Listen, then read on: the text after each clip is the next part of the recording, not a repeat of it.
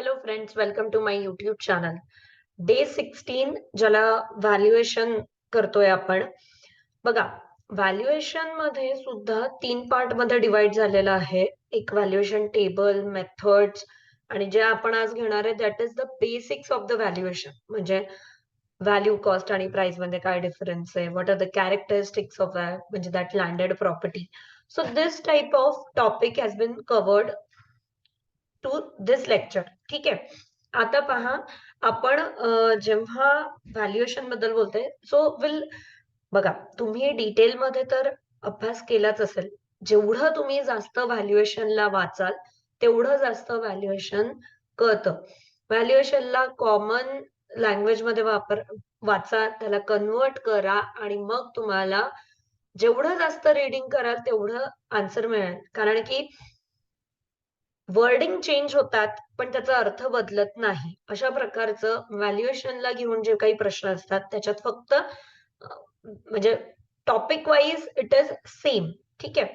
For example, आता आपण काही टॉपिक्स आहेत, काही वर्डिंग्स आहेत जे असं वाटतं की अरे बापरे, दिस वर्डिंग शुड बी, म्हणजे याचा अर्थ काय असेल. सो अशा प्रकारचे काही डेफिनेशन म्हणा जे मी आज डिटेल मध्ये एक्सप्लेन करणार आहे. Please go through the whole video. कारण की सगळ्यांना म्हणजे जे काही मेसेजेस आहेत की व्हॅल्युएशन समजायला थोडा त्रास जातोय. ठीक आहे. So the first point is value, cost आणि प्राइस. बघा, what is exactly the difference between the value, cost आणि प्राइस. फॉर एक्झाम्पल, एखादी गोष्ट मी विकत घेतली. ठीक आहे. So that is the cost of that product. ती कॉस्ट, किंवा मी बनवते घरी ती, तर that is the cost. For example, एखादं ढोकळा विकत आहे मी. ठीक आहे. सो व्हॉट एव्हर त्याला जे काही सामान लागलं दॅट इज द कॉस्ट. ठीक आहे. But when I sell that food to someone else, मी त्याच्यात माझं प्रॉफिट ऍड ऑन करेल and then it comes to the price.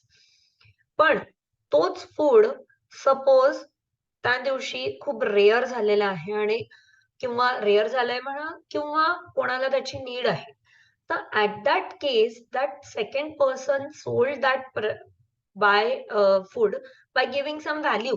So that is known as the value. So अशा प्रकारे cost, value आणि price यांचं रिलेशन आहे. There are the some wordings की ज्याला समजण्यात थोडं डिफिकल्टी जातं. For example, arm length transaction. जर तुम्ही नोट्स मध्ये वाचलं असाल की one of the property of the value is arm length transaction. So what is this arm length transaction? For example, मी माझी प्रॉपर्टी कोणाला तरी सेल करते. ठीक आहे. ती सेल करताना मला समोरचा पर्सन अननोन आहे. वी डू नॉट मीन्स कधीच आम्ही एकमेकांसमोर आलो नाही, आणि मी त्याला प्रॉपर्टी सेल करते. आता याचा काय इम्पॅक्ट आहे? कारण की if he is your relative और if he is your colleague, त्याला व्हॅल्यूवर फरक पडतो. अरे, तो आपला मित्र आहे म्हणून तुम्ही व्हॅल्यू कमी देता. But when it comes to the unknown person, it will be a fair transaction. So that is means valuation will be always should be a arm length transaction. ठीक आहे. Next is leverage. लिव्हरेजचा अर्थ काय होतो? Return on their equity and technique used by investor to enhance the return on their equity. म्हणजे जर तुम्ही काही पण एखादं बाय करताय, so what is your aspect की how much return I will get on that equity. So that is what the leverage is. They buy the property by investing the small portion of their own money and the balance is borrowed. So this is what the leverage is.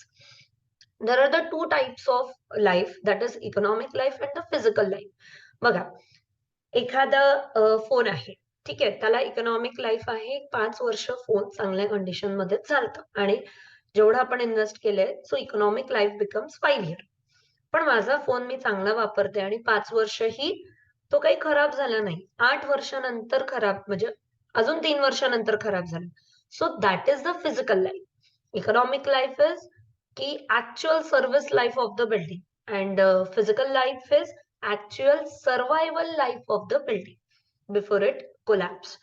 Next is liquidation. म्हणजे voluntary cash म्हणजे whatever the equity, whatever the assets you have, त्याचं voluntary cash realisation किती आहे, that is the liquidation. Perpetuity means everlasting, it will continue, that is perpetuity. Next, there is two more definition, that is reproduction and replacement cost, which is very very very simple.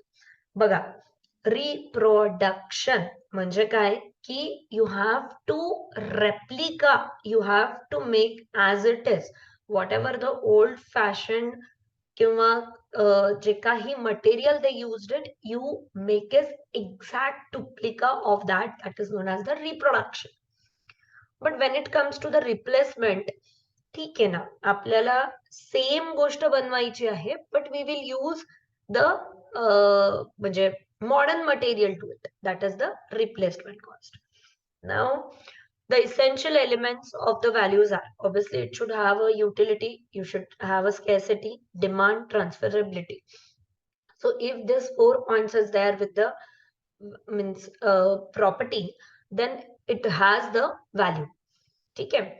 Forces influence कोणत्या गोष्टीचं influence होतं व्हॅल्यूवर, obviously physical, social, economical आणि legal, या सगळ्या गोष्टींचं व्हॅल्यूवर impact होतं. सो आता तुम्हाला एक्झाम मध्ये फॉर शुअर कॅरेक्टरिस्टिक्स वर एक प्रश्न असेल, different types of value and different types of rent वर एक प्रश्न असेल, टेबलवर 2 प्रश्न असेल, त्याच्यानंतर मेथड्स वर 2 प्रश्न असेल, ASR वर 2 प्रश्न असेल. सो दीज म्हणजे जे काही वेटेज मी तुम्हाला व्हॅल्युएशन दिलंय ते तसं परत बायफर्गेट होतंय, ते मी आता सांगितलं. Now the next is stigma value. Stigma value म्हणजे काय की म्हणजे एखादी प्रॉपर्टी आहे and the people are not willing to that property, maybe because of the many reasons. It may possible that कोणाहीसाठी ती प्रॉपर्टी शुभ नाहीये वगैरे वगैरे cases.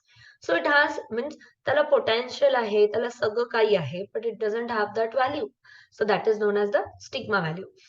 Value of the real estate is condition by the following aspect, की आत्ताच आपण बघितलं की ट्रान्सफरबिलिटी हवी, मार्केलेबिलिटी हवी, स्कॅर्सिटी हवं, then it will give you the real value. Next, जर आपण आता बघितलं की खूप लोकांना प्रश्न आहे की madam what is this landed property. बघा, property doesn't mean that building.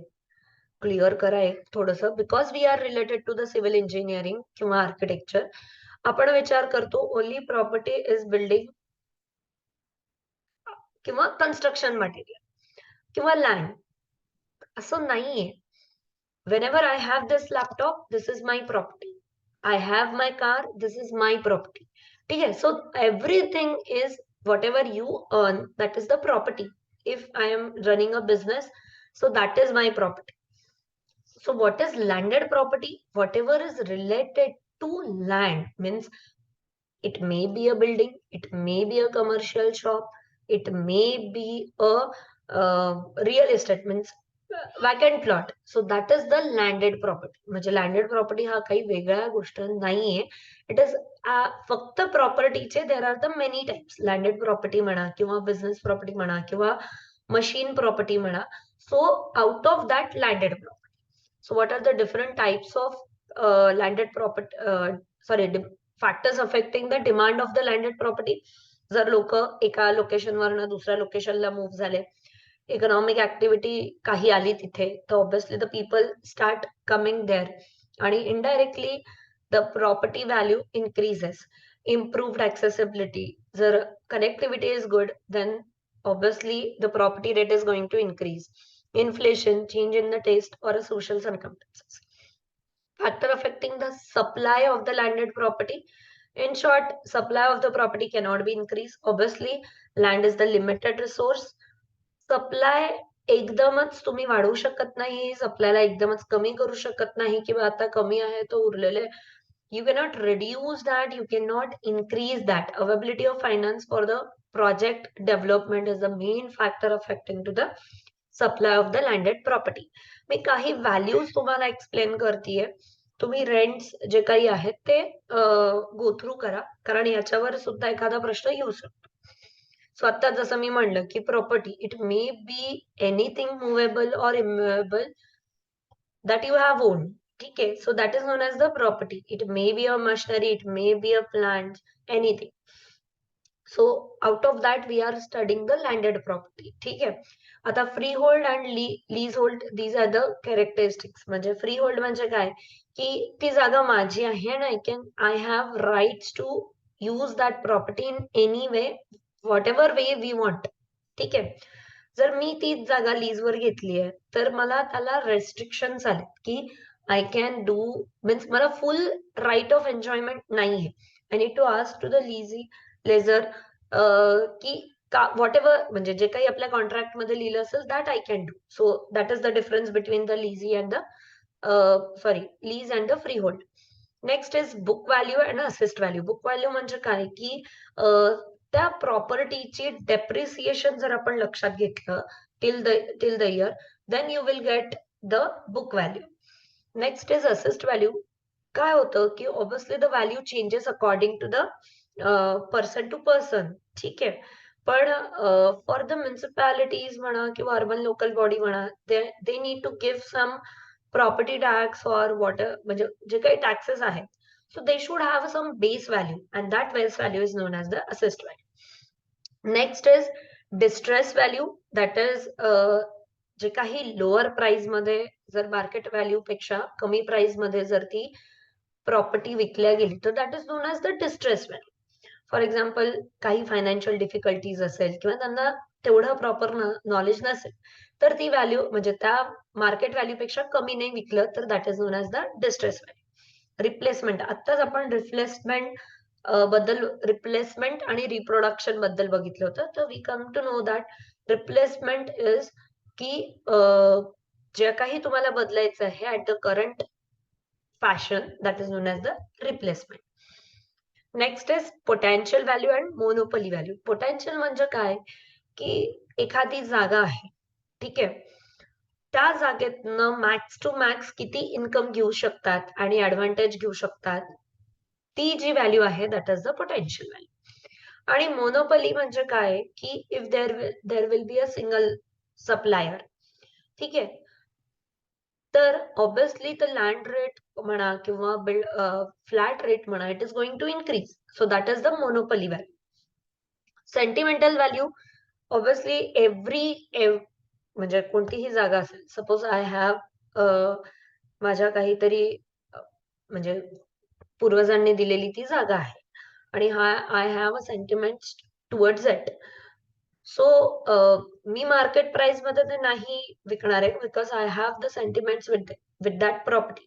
So if you want to buy that property you have to go for the higher value and that higher value than the market value is known as the sentimental value which is due to the sentiments of the owner. ठीक है. Speculation value. Speculation in agriculture or a right for the building development will cause the value to rise even before the roads has been means एखादी जागा घेऊन ठेवली आहे आणि due to which the speculation म्हणजे price वाढल्यात. So ज्या value मध्ये मी घेतली होती which is the lower value that is known as the speculative value. Accommodation value म्हणजे काय की फॉर एक्झाम्पल एखादा माझा असा लँडलॉक प्लॉट आहे म्हणा किंवा असा प्लॉट आहे की which is very small in size and I am not able to develop anything. So at that case मला काय करावं लागेल आजूच्या किंवा बाजूला कोणाला तरी ते विकावं लागेल. So obviously that land will be sell in low cost. So that value is known as the accommodation value. Me value types of value तुम्हाला एक्सप्लेन केले. टाइप्स ऑफ रेंट तुम्हाला गो थ्रू करा.